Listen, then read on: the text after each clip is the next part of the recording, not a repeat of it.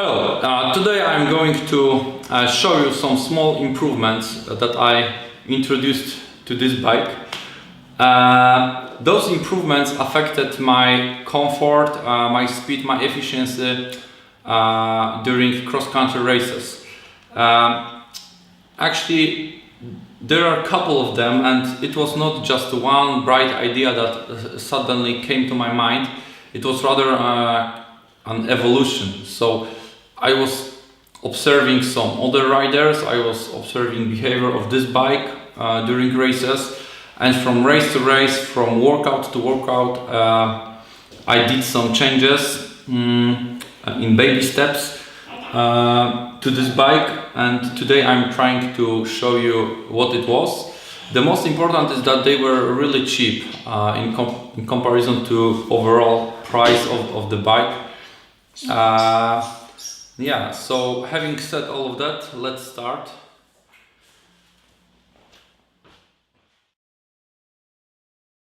So one of the problems I've been struggling during beginning of my adventure with cross-country races was pain in my wirsts.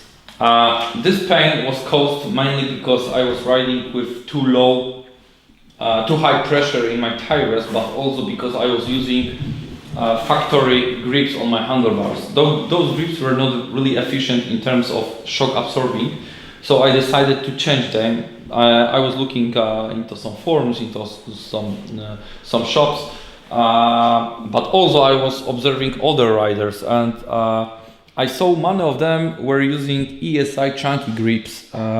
So they come from USA.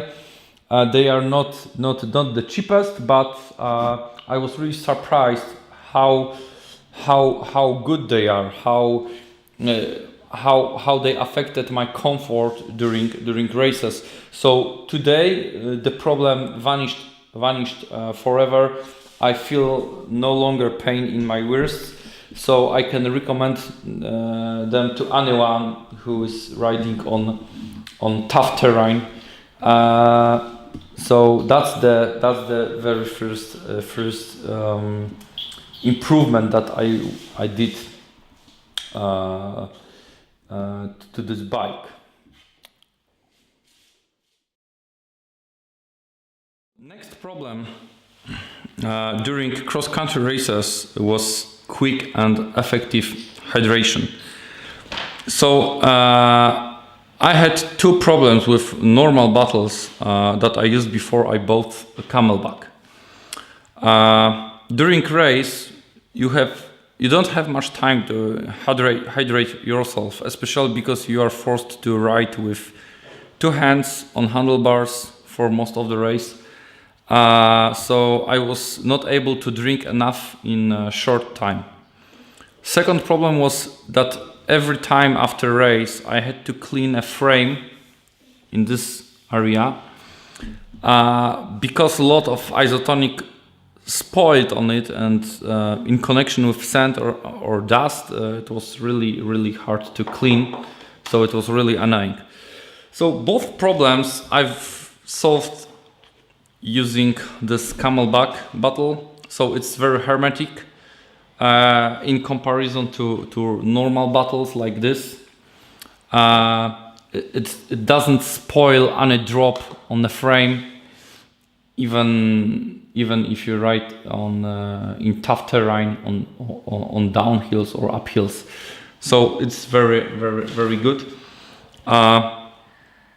And moreover, just one squeeze of this bottle generates very big stream of water in comparison to normal bottle. So I am really impressed, and so with this improvement. One thing that I had to do, I had to cut this holder in here because it was not enough for this bottle, so I was not able to put this into this holder. The next improvement that I introduced was replacing those XT pedals with XTR.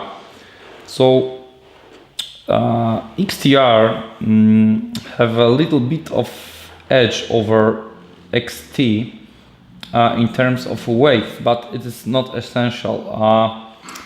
What I mean is that they have a much thinner axle in here, which means they are much better in terms of mud clearance. So it's easier to clip in into those pedals than into XT in mud conditions when you ride in very tough terrain and lot of mud is in contact with your pedals. So I am really pleased with this change. It's not that expensive, so those pedals differ in price by about 20-30% in comparison to XT. Next thing I'd like to recommend to everyone who is riding a hardtail bike is carbon fiber seatpost. So it's much more flexible than aluminium one. So it's much better when it comes to absorbing some shocks when you ride on tough terrain. Of course, it does it well to some extent. It's not like you have full suspension, but anyway, it's worth to invest in carbon fiber seatpost if you have hardtail bike.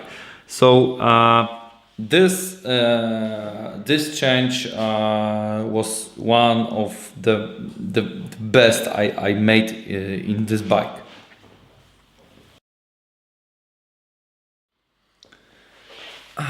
And last but not least, Tyres. So before I switched to the Vittoria Barso Tyres, I was using Schwalbe Rocketron and Racing Ralph Tyres. They were also tubeless, but they were not very durable. So I was not able to finish race 2 times because of these tires. This change has 2 purposes. Because I'm using exactly the same pattern on my rear wheel like on the front wheel. So previously I was using different, a bit smoother pattern on the rear wheel. So my bike tended to lose some grip, especially on uphills when I was trying to accelerate. I think that this more aggressive grip, aggressive pattern on the rear wheel will be much better during cross-country race. I saw also that many riders are using the same pattern on the rear wheel. So I don't want to say that it will work. I'd like to say that it might work. So we will see. So this is the last thing that I wanted to point out in this movie. Thank you, and enjoy your bikes.